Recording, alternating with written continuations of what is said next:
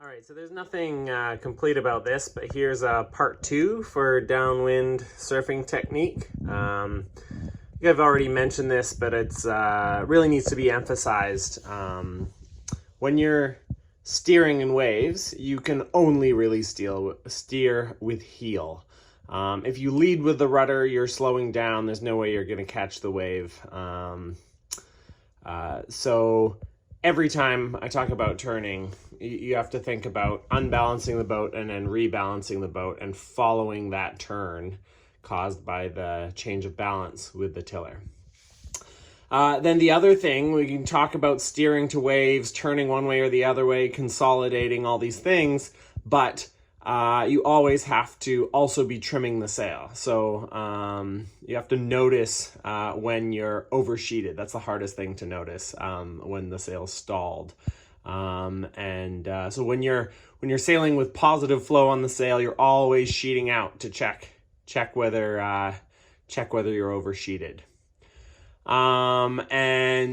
If you're by the lee in lighter wind, so maybe it's light wind with some waves left over from something else, you often need to pull that sail in more than you think. By the lee doesn't mean sail out past 90. So sheeting in is when you're by the lee is similar to sheeting out when you're sailing positive. And then the opposite thing is if you're by the lee and you catch a wave and you accelerate, it's tempting to pull the sail in, but when you accelerate, the apparent wind goes forward. So actually, to keep the sail flowing, you would want to sheet out, which is can be very counterintuitive. And then in the positive world, when you're on a broad reach, as you accelerate, you sheet in. And most people notice that because the sail starts to luff. But it actually usually changes twice, unless you catch a really gigantic Pacific Ocean swell and you keep screaming down the front of the wave for many seconds. If you catch the wind, you sheet in because you see the sail luffing, but catch the wave. But as soon as you've no longer accelerating, the wind normalizes. And if you slow down, you obviously have to sheet out. And sheeting out when you slow down doesn't necessarily feel good. It's tempting to hold the tension in the main sheet because you feel tension in the main sheet, which you think means there's power in the rig. But that pressure in the main sheet is coming from turbulence off the sail. It's not coming from the sail pulling you aerodynamically forward. So the analog for changing twice when you're by the lee is maybe you have to let the sail out further as you start planing down this wave if there's no room to turn more downwind. But then as you slow down, as you stop really screaming along, trim that sail back in so that it's pulling you more forwards. So yeah, don't just think about acceleration in apparent wind. Unfortunately, we also have to think about slowing down on in apparent wind. But that's a huge opportunity for gains. Most people trim to apparent wind, but they forget to trim to the first apparent wind change, but they forget to reset as the boat slows down. Then the big thing that I didn't talk about in my part 1 is fore-aft movement. So here's a bunch of situations when you just about caught the wave and you're sort of in that seesaw position. Most of the wave is in the middle of the boat. If you can get your weight forward, and often this means leaning in front of the centerboard on the deck up there, then you can just tip the boat over and then the wave starts carrying you forward, rather than if you don't move your weight forward, you just lose the wave and you start pointing uphill, which, as I mentioned in the last movie, means you have to immediately turn as soon as you realize you've lost that. So the other thing that can happen there when you're just about to make the wave is if you have load in your sail, if your sail is nice and full, you can pull on that and just get yourself over the critical point.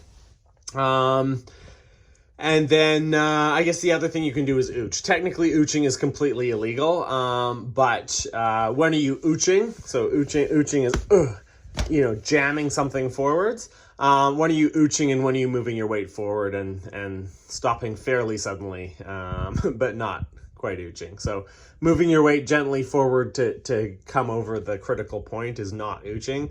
But yeah. So the next situation, when the boat commits to catching a wave. So now you actually are on the wave. As the boat starts to move forward, don't keep your weight at the front of the boat. Now, if you move your weight back, you can get the boat further onto the wave and get the bow less dug into the water. As you catch that wave, maybe we can skip to this one for a second. As you catch that wave and really start accelerating, that's another reason to keep put your weight aft. Because the faster the boat goes through the water, the tougher the surface of the water feels to the boat. So what the heck am I talking about? So have you seen those crazy YouTubes about people water skiing on their bare feet? So they're going so fast, super fast, being towed behind a motorboat, so they can press really hard against the water and it keeps them upright. So if you accelerate, you can actually lean the back of the boat into the water and pull the front of the boat out of the water. But then if you slow down, when you lose a wave or you just slow down, maybe it's a lull, then the water isn't as resistant to the boat. As you slow down, you sink down into the water.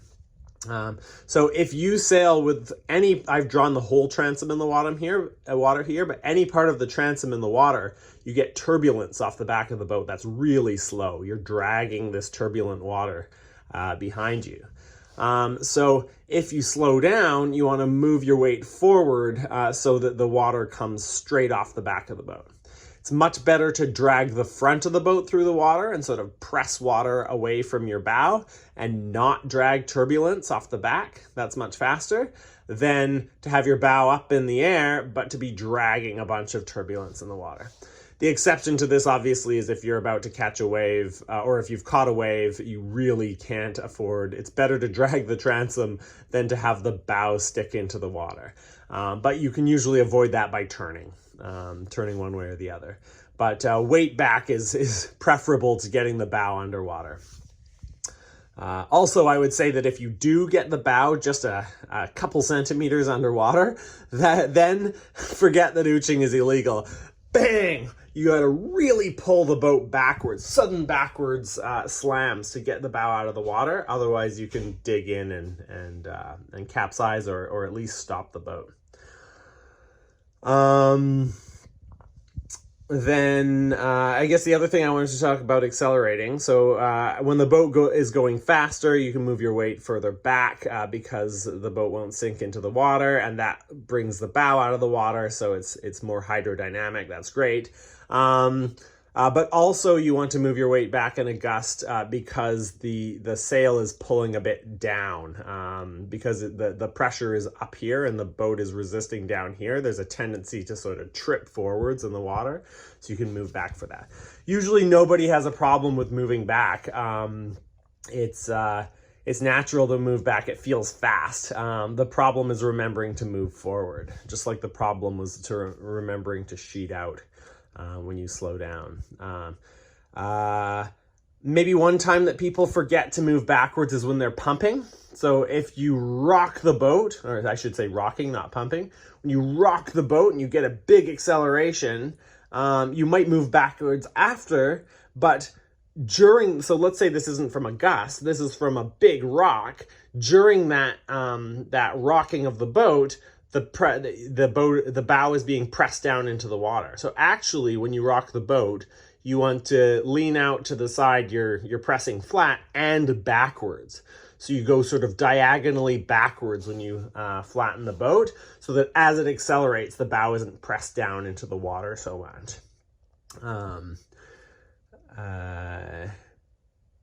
Yeah. So I want to talk a little bit about kicker and centerboard, boomerang and centerboard. I know the title of this was technique, not sail trim, but the kicker really affects and the centerboard really affect the technique. So you want to get a sense for how this is true, play around with it, but a tighter kicker gives you more to press against when you're rocking the boat. So a tighter kicker helps upturns.